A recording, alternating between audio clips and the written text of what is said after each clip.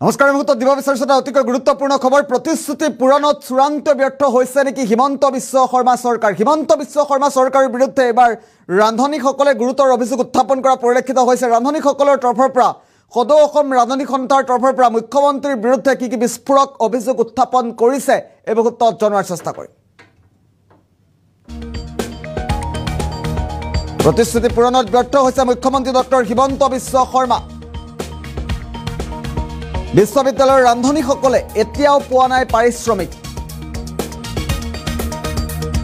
নিৰ্ধাৰিত সময়ত পাৰিশ্ৰমিক আদায় দিয়াৰ প্ৰতিশ্ৰুতিত ব্যৰ্থ হৈছে ৰাজ্য চৰকাৰ। ৰাজ্য চৰকাৰৰ বিৰুদ্ধে কেইবাটাও বিস্ফোৰক মন্তব্য কৰিছে। মাহৰ 5 তাৰিখে দৰমহা আদায় দিয়াৰ প্ৰতিশ্ৰুতি দিছিল চৰকাৰে, কিন্তু প্ৰতিশ্ৰুতি হৈ ৰ'ল। মাহিলী 1500 টকাকৈ পাৰিশ্ৰমিকৰো প্ৰতিশ্ৰুতি আছিল ৰাজ্য চৰকাৰৰ, কিন্তু সেই প্ৰতিশ্ৰুতি আজিও পালন নকৰিলে চৰকাৰে।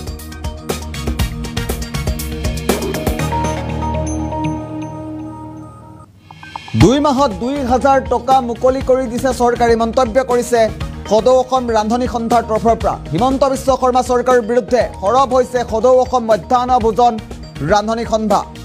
শীঘ্ৰে প্ৰতিশ্ৰুতি পূৰণৰ দাবী কৰিছে ৰান্ধনী সন্থাই। কেৱল ইমানেই নহয়, মধ্যাহ্ন ভোজনৰ আঁচনি NGOক হস্তান্তকৰণৰ বিৰুদ্ধেও সমালোচনা কৰা হৈছে।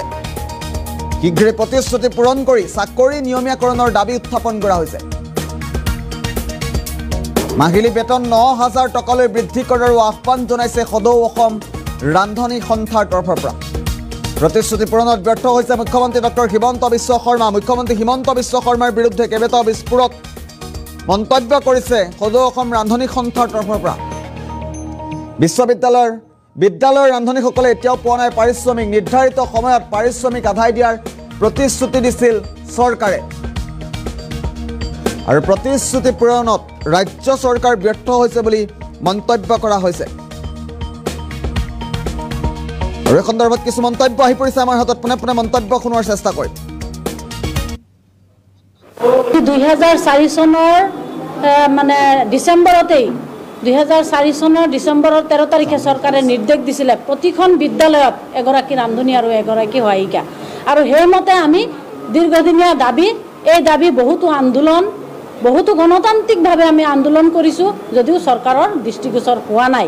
পৰিৱৰ্তনকামী চৰকাৰে যিহেতু আমাৰ সাধাৰণ ৰান্ধনীখিনিক, দৰিদ্ৰ ৰান্ধনীখিনিক যেতিয়া পৰিৱৰ্তন কৰা নাই, গতিকে আকৌ নতুন চৰকাৰৰ মাননীয় অসমৰ মুখ্যমন্ত্ৰী মহোদয়কে লগতে ভাৰতৰ প্ৰধানমন্ত্ৰী মহোদয়কো আমি আজি আপোনালোকৰ সাংবাদ মাধ্যমৰ যোগেদি এই কথা প্ৰকাশ আজি সংবাদ মাধ্যম যিটো আয়োজন কৰিছোঁ।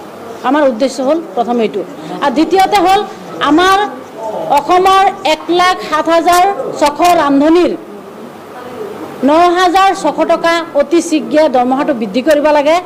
যি 1500 টকা দিয়ে, সেই 500 টকা অসম চৰকাৰে সেই টকাটো নিয়মিতভাৱে নিদিয়ে। 6 মাহ 7 মাহ হৈ যায়, 500 টকাটো আমি পাবলৈ সক্ষম নহওঁ। আৰু যিটো 1000 টকা সেইটো নিয়মিতভাৱে নিদিয়ে। এই বৰ্তমান যিটো চলিত বছৰ তাৰে মাত্ৰ 2 মাহৰ টকাহে দিছে 2000 টকা। আমাৰ দাবী হ'ল পেঞ্চন যিটো আঁচনি, সেই আঁচনিত আমাৰ ৰান্ধনীসকলক অন্তৰ্ভুক্ত কৰিব লাগে। মেডিকেলৰ এটা সুবিধা কৰিব লাগে। দৰমহাটো যিটো 1500 টকা, সেই পইচাটো নিয়মিতভাৱে 9,600 টকা বৃদ্ধি কৰিব লাগে। আৰু লগতে আমাক এই দৰমহাটো যিটো নেকি এতিয়া NGOক দিব বিচাৰে, কেইদিনমান পাছে কোম্পানীক দি দিয়ে।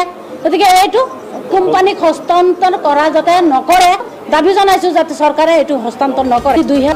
আৰু এই মন্তব্য শুনোৱাৰ চেষ্টা কৰিলোঁ। শীঘ্ৰে প্ৰতিশ্ৰুতি পূৰণৰ দাবী উত্থাপন কৰিছে ৰান্ধনী সন্থাৰ তৰফৰ পৰা।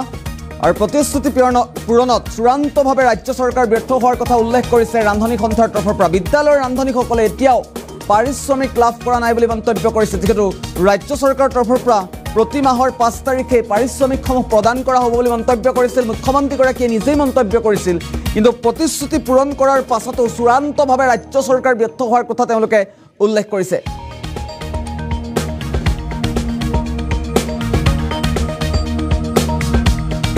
পুনৰবাৰ মন্তব্য শুনাৰ চেষ্টা কৰিম। 2004 চনৰ ডিচেম্বৰতেই 2004 চনৰ ডিচেম্বৰৰ 13 তাৰিখে চৰকাৰে নিৰ্দেশ দিছিলে প্ৰতিখন বিদ্যালয়ত এগৰাকী ৰান্ধনী আৰু এগৰাকী সহায়িকা।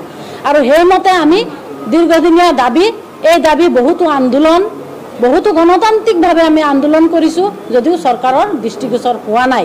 পৰিৱৰ্তনকামী চৰকাৰে যিহেতু আমাৰ সাধাৰণ ৰান্ধনীখিনিক, দৰিদ্ৰ ৰান্ধনীখিনিক যেতিয়া পৰিৱৰ্তন কৰা নাই, এতিয়া আকৌ নতুন চৰকাৰৰ মাননীয় অসমৰ মুখ্যমন্ত্ৰী মহোদয়কে লগতে ভাৰতৰ প্ৰধানমন্ত্ৰী মহোদয়কো আমি আজি আপোনালোকৰ সাংবাদিক মাধ্যমৰ যোগেদি এই কথা প্ৰকাশ আজি সংবাদ মাধ্যম যিটো আয়োজন কৰিছোঁ।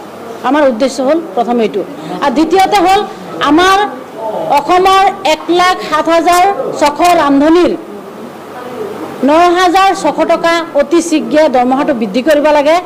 যি 1,500 টকা দিয়ে সেই 500 টকা অসম চৰকাৰে এই টকাটো নিয়মিতভাৱে নিদিয়ে। 6 মাহ 7 মাহ হৈ যায় 500 টকাটো আমি পাবলৈ সক্ষম নহওঁ। আৰু যিটো 1,000 টকা সেইটো নিয়মিতভাৱে নিদিয়ে। এই বৰ্তমান যিটো চলিত বছৰ তাৰে মাত্ৰ 2 মাহৰ টকাহে দিছে 2,000 টকা। আমাৰ দাবী হ'ল পেঞ্চন যিটো আঁচনি, সেই আঁচনিত আমাৰ ৰান্ধনীসকলক অন্তৰ্ভুক্ত কৰিব লাগে, মেডিকেলৰ এটা সুবিধা কৰিব লাগে, দৰমহাটো যিটো 1,500 টকা সেই পইচাটো নিয়মিতভাৱে 9,600 টকা বৃদ্ধি কৰিব লাগে। আৰু লগতে আমাক মানে এই দৰমহাটো যিটো নেকি এতিয়া NGOক দিব বিচাৰে, কেইদিনমান পাছে পাছে কোম্পানীক দি দিয়ে, গতিকে এইটো কোম্পানীক হস্তান্তৰ কৰা যাতে নকৰে, দাবী জনাইছোঁ যাতে চৰকাৰে এইটো হস্তান্তৰ নকৰে। 2004 চনৰ মানে ডিচেম্বৰতেই 2004 চনৰ